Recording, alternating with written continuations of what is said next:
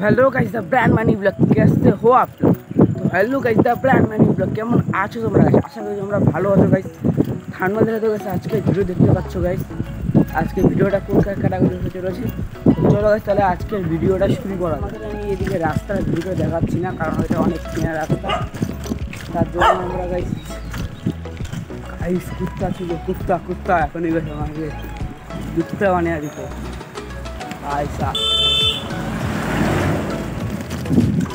ভিডিওটা এনজয় করো, তাহলে আজকের ব্লগটা খুবই ধামাকাদার হতে চলেছে। তাহলে আজকের ভিডিওটা শুরু করা যায়। গাইস দেখতে পাচ্ছ গাইস আমার সামনে আছে আমার বন্ধু বাবুর বন্ধু। আজকে গাইস ওয়েদারটা একদম গার্ডেন। চলো গাইস তাহলে একবারে দেখা হচ্ছে আমাদের লোকেশনে।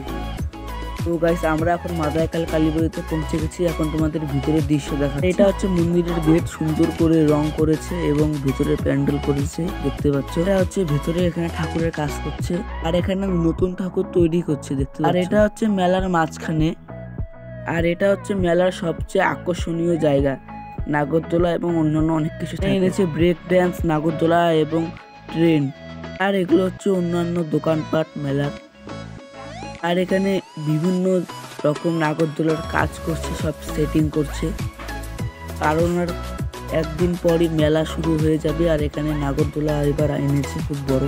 আর এটুকু হচ্ছে জামা কাপড়ের দোকান, আর এখানে এনেছে গাইস চরকি, আর এদিকে হচ্ছে লটারির দোকানপত্র হবে।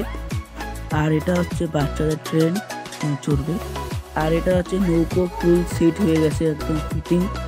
আর এদিকে অন্যান্যবার কোনো উৎসব হয় না, এবার এখানে ফাংশন হচ্ছে প্রথমবার। আর শিব মন্দিরটা এখানে কালারফুল করছে। আর এটা হচ্ছে মেলার লাস্ট স্টপ বলতে, এরপরে আর কোনো দোকানপত্র নেই। আর এর ডান সাইডের দিকে অনেক মিষ্টির দোকান এবং ফলের দোকান হবে। এটুকুই। মেলা গাইস পুরো জমে ক্ষীর হয়ে যাবে গাইস, তোমরা সবাই গাইস এখানে এসো গাইস, মেলা সেই জমে ক্ষীর হয়ে যাবে। তাহলে গাইস আজকের জন্য বাই বাই।